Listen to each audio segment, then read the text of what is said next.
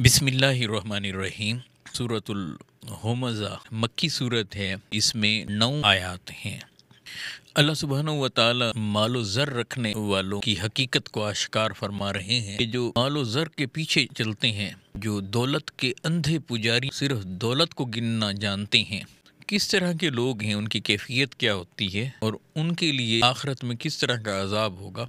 महज दौलत के पीछे भागने वाला, उसका दरअसल अंजाम क्या है। वैलुल लिकुल्लि हुमज़तिल लुमज़ा, हर उस शख्स के लिए हलाकत है जो रूबरू ताना जनी करने वाला है और पसे पुश्त ऐब जोई करने वाला है। अल्लज़ी जमअ मालन व अद्ददा, खराबी और तबाही है उस शख्स के लिए जिसने माल जमा किया और उसे गिन गिन कर रखता है। यहसबु अन्ना मालहू अखलदा, वो ये गुमान करता है उसकी दौलत उसे हमेशा जिंदा रखेगी। कल्ला ला युंबज़न्ना फिल होतमा, हरगिज़ नहीं, वो ज़रूर होतमा में फेंक दिया जाएगा। होतमा के लफ्ज़ी मानी चूरा चूर कर देने वाली आग के हैं।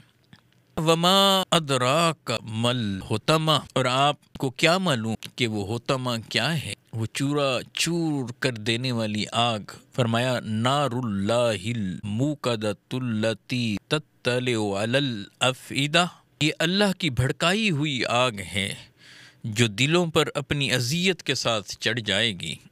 इन्नहा अलैहिम मूसदतुन फ़ी अमदिम मुमद्ददा, बेशक वो आग इन लोगों को हर तरफ से बंद कर देगी, भड़कते शोलों के लंबे लंबे सतूनों में, और इन लोगों के लिए कोई राह फरार भी न होगी। अब पहली आयत के अंदर देखें, जो नेगेटिव जहनीत रखते हैं, मनफी सोच के हामिल इंसान होते हैं, दो खामियां उसके अंदर हैं। पहली, ताना जनी, लान तान करने वाला, दूसरों को ताने देने वाला, बात बात पे ताने देता है। अब ये किसी मुस्बत इंसान की पहचान नहीं हो सकती। इसका मतलब ये हुआ कि इसके अंदर बड़े मनफी पहलू हैं। वो लोग जिनकी आदात में ये चीज़ शामिल है, अल्लाह सुब्हानहू व तआला इसको कंडेम कर रहे हैं। अहदीस तैयबा में भी इसकी बड़ी मजम्मत की गई है और उस पर लानत फरमाई गई है कि जो दूसरों पर ताना जनी करता है। सूरह अल हुजरात में भी है कि मुआशरे के अंदर जो खराबियाँ बयान की गई हैं, उनमें से एक ये भी है। एक मजाक होता है, एक तमस्खुर होता है, तान जिसके अंदर पाया जाता है, उसकी ममानियत की गई है। तो यहाँ पहला नुक्ता जो वाज़े किया जा रहा है कि बाज़ लोगों की ये आदत होती है कि सरशिस्त में ये चीज़ होती है, दूसरों को कमतर समझते हैं और ख़ुद को बरतर समझते हैं और दूसरों पर तान जनी करते हैं।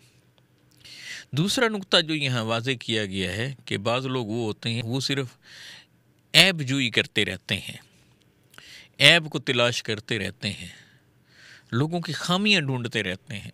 ये एक नेगेटिव माइंड की अलामत है, एक मनफी जहनीत जिसकी होगी, लोगों की खूबियों को देखने की बजाय उसकी खामियों को ढूंढता रहेगा, खामियों को बयान करता रहेगा।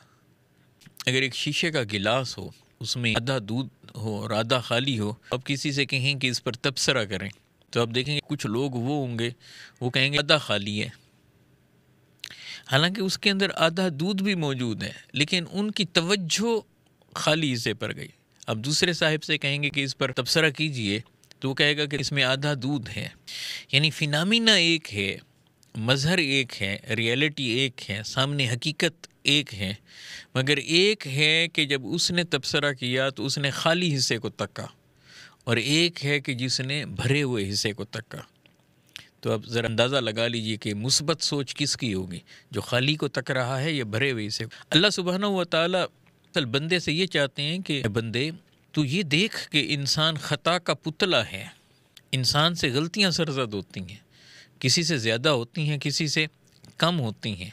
अब अपने आप को से पुश्त डालकर दूसरों के अंदर से ऐब तलाश करना, जब हम किसी पर हाथ उठाकर यूँ उंगली उसकी तरफ करते हैं तो एक उंगली उसकी तरफ होती है, तो ये 3 उंगलियां उस बंदे के अपनी तरफ हो रही होती हैं, उसका उसे ध्यान और ख्याल नहीं होता।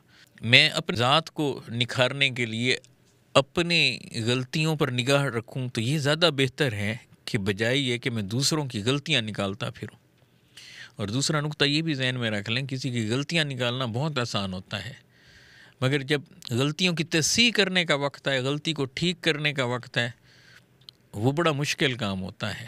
اگر ایک تصویر رکھ دیں، لوگوں سے کہیں کہ اس کے اندر خامیاں نکال، لوگ طرح طرح کے نشان لگا کر چلے جائیں گے۔ اگر آپ یہ لکھ دیں کہ اس کی خامیاں ہیں تو اس کی اصلاح کر دیں، اسے ٹھیک کر دیں، تو آپ دیکھیں گے کوئی قلم بھی نہیں اٹھائے گا۔ دوسروں پر باتیں کرنا آسان ہوتا ہے، لیکن جب عملاً ان کی کسی چیز کی کمی ہے، کوتاہی ہے اس میں، اس کو ٹھیک کرنے کے لیے اس کو ہیلپ چاہیے ہو، مدد چاہیے ہو، تو اب ہم کبھی بھی قریب نہیں جائیں گے۔ تو یہ جو منفی رویہ ہے، اللہ سبحانہ و تعالیٰ اس کو کنڈیم کر رہے ہیں، اس کی مذمت فرما رہے ہیں۔ اور آغاز کس سے ہو رہا ہے؟ وَيْلٌ لِّكُلِّ هُمَزَةٍ لُمَزَةٍ، ہر اس شخص کے لیے ہلاکت ہے جو تانا زنی کرنے والا ہے اور جو عیب جوئی کرنے والا ہے۔ اور یہاں یہ بھی ذہن میں رکھ لیجئے کہ تان ہم کب کرتے ہیں؟ جب کوئی ہمارے سامنے ہوتا ہے، روبرو ہوتا ہے۔ اور عیب جوئی ہم کب کرتے ہیں؟ جب کوئی پس پوشت ہوتا ہے۔ تو یاد رکھ لیں، کسی کی ذات میں اگر کوئی عیب موجود ہے اور وہ بندہ وہاں موجود نہیں ہے، اس کی عدم موجودگی میں، اس کی غیر حاضری میں، اس کا اس طرح سے عیب کو بیان کرنا کہ اگر اس کے سامنے بیان کرتے تو اسے ناپسند ہوتا، تو یہ غیبت کہلاتی ہے۔ اور غیبت کے حوالے سے حجرات کے اندر اللہ سبحانہ و تعالیٰ نے بالکل واضح ارشاد فرمایا ہے، کنڈیم کیا ہے، اور یہ کہا ہے کہ جیسے کوئی اپنے سگے مردہ بھائی کا گوشت کھا رہا ہو، اسی طرح سے چغل ہو رہی ہے۔ اور ایک مقام پر آقا علیہ الصلوۃ والسلام نے فرمایا الغیبۃ اشد من الزنا، غیبت زنا سے بھی بڑھ کر ہے، یعنی یہ محسوس نہیں ہوتی، دیکھنے میں گفتگو کے اندر ہم یہ چیزیں کر رہے ہوتے ہیں۔ اس لیے کسی کی ذات میں، کسی کی رنگت کے حوالے سے، علم کے حوالے سے، فہم کے حوالے سے، یا کسی کی پرسنالٹی پر ایسی انگلی اٹھانا کہ اس کے فیس پر اگر وہ بات کہی جائے، اس کے سامنے وہ بات کی جائے تو اسے وہ برا لگے۔ کسی کے اندر عیب ہے، اس کو اس عیب کے ساتھ نامینیٹ کیا جائے تو ظاہر ہے کہ اس کو برا لگے گا۔ کسی کی رنگت اگر اچھی نہیں ہے تو اس کی رنگت کے حوالے سے، کسی کی قد و قامت کے حوالے سے کوئی بات کی جائے، اسے اچھا نہیں لگے گا۔ اور وہی بات پس پشت کر دی جائے جب وہ بندہ موجود نہ ہو، تو یہی غیبت کہلاتی ہے۔ اس میں ایک زاویہ یہ بھی ہے کہ یہ جن باتوں پر تم اس طرح کی باتیں کرتے ہو کہ انسان کے بارے میں بات کر رہے ہو، اس کے پس پشت بات کر رہے ہو، اس کے عیب نکال رہے ہو، اس کی پرسنالٹی کے، کیا خود اس نے اپنے آپ کو خود تخلیق کیا ہے اور وہ اپنی مرضی سے ایسا بنا ہے؟ اور اے انسان، اگر تو خوبصورت ہے تو کیا تو اپنی مرضی سے ایسا بنا ہے؟ تیری رنگت اگر اچھی ہے تو کیا تو نے اپنی مرضی سے اپنی رنگت کو چنا ہے؟ یا تو بھی اللہ سبحانہ و تعالیٰ کی تخلیق ہے اور وہ بندہ بھی اللہ سبحانہ و تعالیٰ کی تخلیق ہے؟ تو جب ہم کسی اور بندے پر انگلی اٹھا رہے ہوتے ہیں تو پھر اس پر انگلی نہیں اٹھا رہے ہوتے، اصلاً ہم پھر اللہ تبارک و تعالیٰ کی ذات پر اعتراض کر رہے ہوتے ہیں، تنقید کر رہے ہوتے ہیں کہ جس نے اسے بنایا ہے۔ اس لیے ان چیزوں سے بچنا ہے جن کو اللہ سبحانہ و تعالیٰ کنڈیم فرما رہے ہیں، اور فرما رہے ہیں کہ ان کے لیے تباہی اور بربادی ہے۔ چغل خوروں کے لیے جو غیبت کے اندر مبتلا ہیں اور لوگوں کے جو عیب نکالتے ہیں، تانے دیتے ہیں، تو یہ معاشرے کے اندر وہ چیزیں ہیں جو بالعموم ہمارے ہاں ہیں۔ پانی کی طرح ہم انہیں استعمال کرتے ہیں، جیسے پانی کے بغیر کوئی چیز ہضم نہ ہونا، اسی طرح ہماری روٹین کی گفتگو میں یہ چیزیں ہوتی ہیں۔ ان سے بچنے کی ضرورت ہے۔ پھر اس کے بعد یہ دو باتیں بیان فرما کر کہ جن کا تعلق زبان سے ہے، اب ایک عملی پہلو کی طرف، مال کے پہلو کی طرف متوجہ کیا جا رہا ہے کہ بدقسمت انسان وہ لوگ ہیں، برباد وہ ہیں، ہلاک وہ ہیں، تباہ وہ ہیں جو تانے دیتے ہیں، جو چغل خوری کرتے ہیں، غیبت کرتے ہیں، عیب جوئی کرتے ہیں۔ اور پھر ساتھ فرمایا کہ جو صرف مال کو اپنا مطمع نظر بناتے ہیں، دولت کو اپنا مطمع نظر بناتے ہیں، گویا کہ دولت کے وہ پجاری بن جاتے ہیں۔ ان کا اٹھنا بیٹھنا، چلنا پھرنا، ان کی گفتگو ہر وقت جب بھی آپ دیکھیں گے مال کی ہوگی، سٹیٹس کی بات کریں گے، سٹیٹس کو کے حامل ہوں گے، ہر وقت جو ہے نا وہ گنتی کے چکر میں ہوں گے، 99 کے چکر میں ہوں گے۔ جب بھی دیکھیں گے مال و زر کی بات کریں گے اور ہر چیز کو مال سے خریدنے کی کوشش کریں گے۔ وہ سمجھتے ہیں ہر معاملے کا حل وہ دولت کے اندر رکھا ہوا ہے، اور دولت چونکہ ہمارے پاس ہے اس لیے ہر چیز کی ہمارے پاس چابی آ گئی ہے، ہر تالے کی چابی آ گئی ہے۔ جسے چاہیں گے اسے خرید لیں گے، جسے چاہیں گے اسے اپنا معاملہ غلط بھی ہوگا تو وہ حل کرا لیں گے۔ تو مال کے پیچھے اور یہ لوگ وہ ہیں کہ ان کی نگاہ جو ہے وہ دنیا تک رک جاتی ہے، دولت تک رک جاتی ہے، یہ ناک کی نوک تک دیکھ رہے ہوتے ہیں، یہ دائرے کے اندر سوچ رہے ہوتے ہیں، اور ہر وقت یہ مال کو گنتے رہیں گے۔ ارشاد باری تعالیٰ ہے الذی جامع مالا وعددہ، خرابی اور تباہی ہے اس شخص کے لیے جس نے مال کو جمع کیا اور بس اسے گنتا ہی رہا۔ یعنی اس بندے کو اب آخرت کی پرواہ نہیں ہے، اسے اللہ سبحانہ و تعالیٰ یاد نہیں ہے، اسے یہ ذہن میں نہیں آ رہا کہ کل کو میں نے اللہ سبحانہ و تعالیٰ کو فیس کرنا ہے۔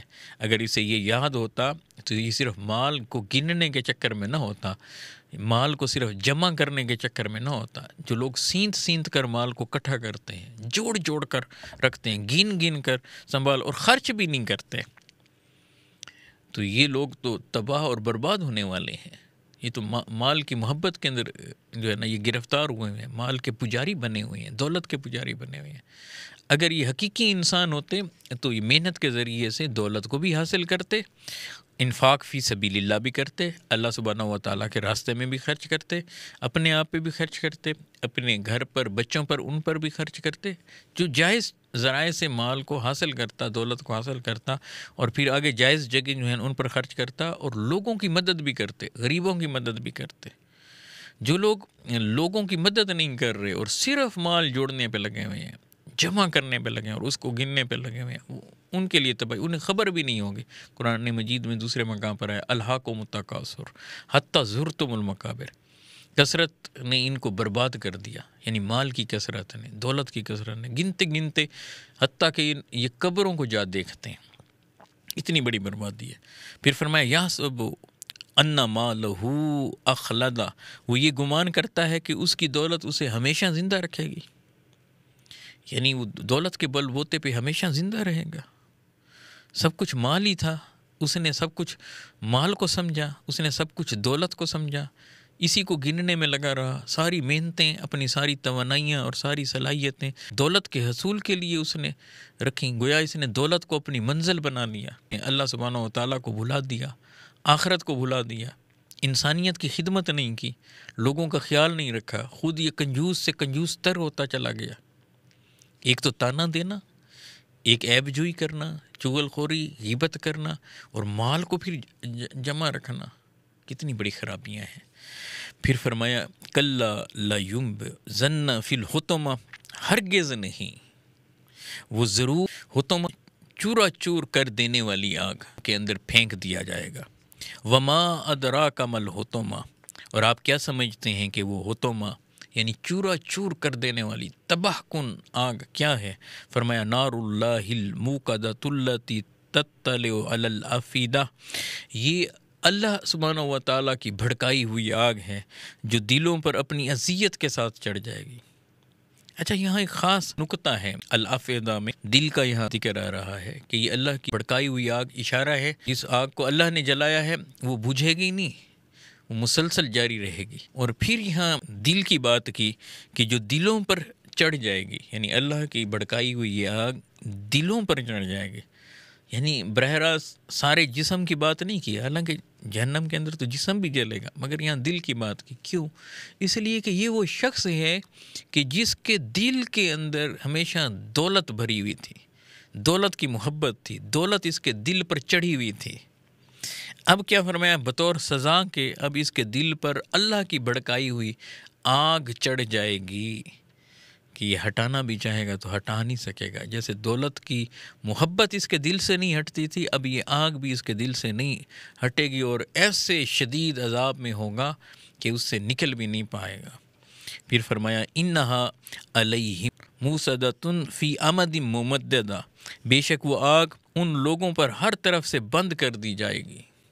ہائے ہائے، گویا کہ آگ کا کمرہ ہوگا، اطراف میں آگ، اوپر آگ، نیچے آگ، دائیں بائیں ہر طرف سے آگ، اور آگ کے گولے کے اندر سینٹر میں انسان ہوگا، اور پھر کیا ہوگا؟ بھڑکتے شعلوں کے لمبے لمبے ستونوں میں، اور ان لوگوں کے لیے کوئی راہ فرار بھی نہیں ہوگا۔